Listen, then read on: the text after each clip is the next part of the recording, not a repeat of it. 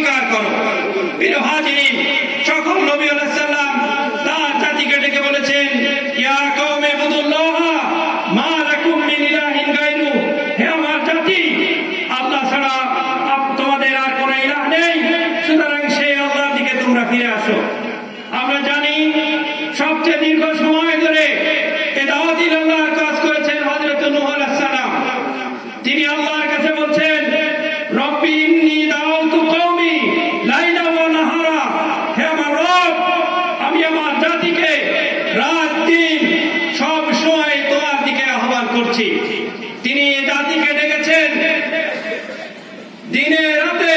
সকালে সন্ধ্যায়, গোপনে প্রকাশ্যে, সর্ব অবস্থায় এ নবী আলাইহিস সালামগণ মানুষকে আল্লাহর দিকে ডেকেছেন। প্রিয় হাজিরিন, আল্লাহ তাআলা সূরা মায়েদার ভিতরে বলছেন আমাদের রাসূলকে ডেকে, ইয়া আইয়ুহার রাসূল বাল্লিগ মা উনজিলা ইলাইকা মির রাব্বিক, হে আমার রাসূল, বাল্লিগ,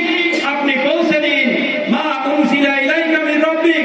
আপনার রবের পক্ষ থেকে যে বিধান আপনার প্রতি অবতীর্ণ হয়েছে তা আপনি মানুষের কাছে পৌঁছে দিন। ওয়া ইল্লাম তাফআল,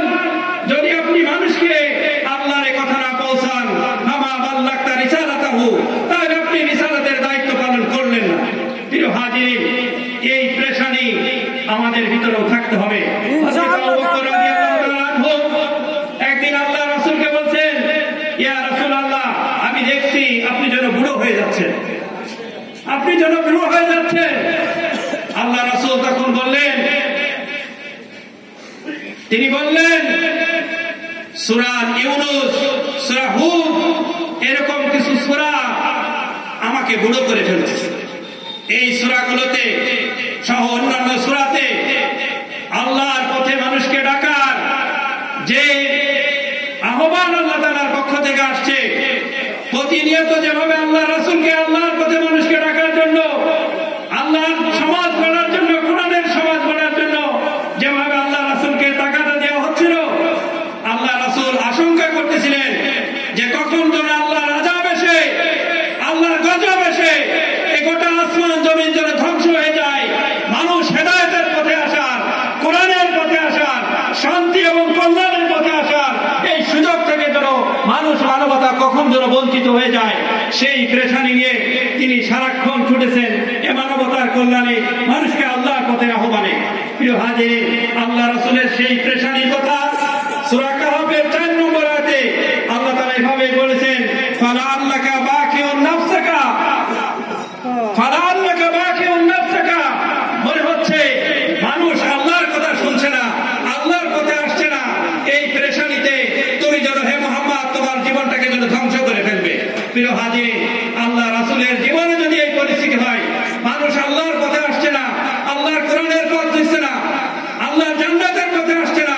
এই পেরেশানিতে তিনি যেন বুড়ো হয়ে যাচ্ছে, তার যেন চুল পেকে যাচ্ছে, তিনি পেরেশানিতে তার ঘুম যাওয়া হারাম হয়ে গেছে। প্রিয় হাজিরিন, আজকে উম্মতে মুহাম্মাদী হিসাবে আমাদের কি দায়িত্ব নেই? এই মানুষ এবং মানবতা যারা আল্লাহর কোরআনের পথ চেনে নাই, যারা রাসূলের পথ দেখে নাই, যারা জান্নাতের রাস্তায় চলে না, এই মানুষকে আল্লাহ জান্নাতের পথ চেনানো, শান্তি এবং কল্যাণের পথ দেখানো, মানুষকে জাহান্নামের ভয়াবহতা থেকে সাবধান সতর্ক করার এই অনুভূতি কি আমাদের ভিতরে সৃষ্টি হয় না? সেই সৃষ্টি, সেই আবেগ, সেই পেরেশানি নিয়ে প্রতিটি মুসলমানের দায়িত্ব হচ্ছে, প্রতিটি ইসলামী আন্দোলনের কর্মীর দায়িত্ব হচ্ছে এই মানবতার সামনে ইসলামের সমান দায়িত্ব দাওয়াত মানুষের কাছে পৌঁছে দেয়া। প্রিয় হাজিরিন, জামাত ইসলামের প্রধান কর্মসূচি হচ্ছে দাওয়াতে ইলাল্লাহ, মানুষকে আল্লাহর দিকে আহ্বান করা, মানবতার সেবা, মানুষকে আল্লাহর বান্দাদেরকে সেবার মাধ্যমে মানুষের মনকে জয় করা, মানুষের আস্থা, মানুষকে আমাদের আস্থায় নিয়ে আসার সেই দায়িত্ব আমাদেরকে পালন করতে হবে। প্রিয় উপস্থিতি, জামাত ইসলামীর কাজ হচ্ছে মানুষকে আল্লাহর দিকে আহ্বান করা এবং আল্লাহর দ্বীন কায়েমের জন্য, এই সমাজ এবং রাষ্ট্র পরিচালনা করার জন্য প্রয়োজন হচ্ছে একদল সৎ, সাহসী, নির্ভীক সৈনিক, যারা কোনো ভয় যেমন তাদের কাজ থেকে বিরত হবে না, কোন লোক প্রলোভন তাদেরকে আল্লাহর পথে চলার ক্ষেত্রে কোনো প্রতিবন্ধকতার সৃষ্টি করবে না, এরকম এক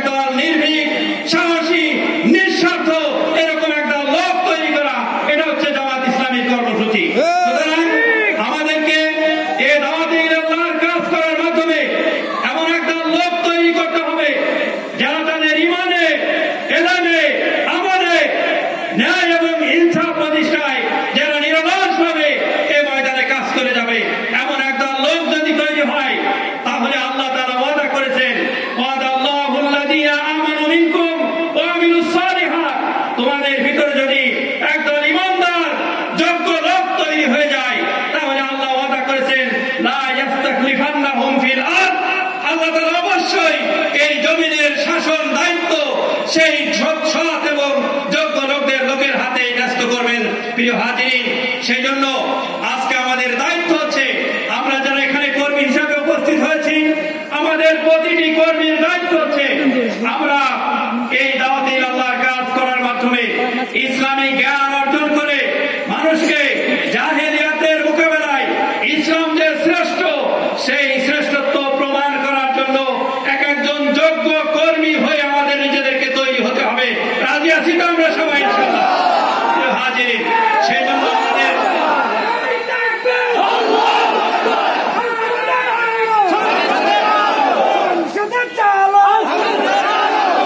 যে সম্মানিত উপস্থিতি, আমি আমার আলোচনা শেষ করতে চাই এই মাধ্যমে যে আমরা প্রতিদিন আল্লাহর কোরআন বুঝে বুঝে অধ্যয়ন করব, প্রতিদিন আল্লাহ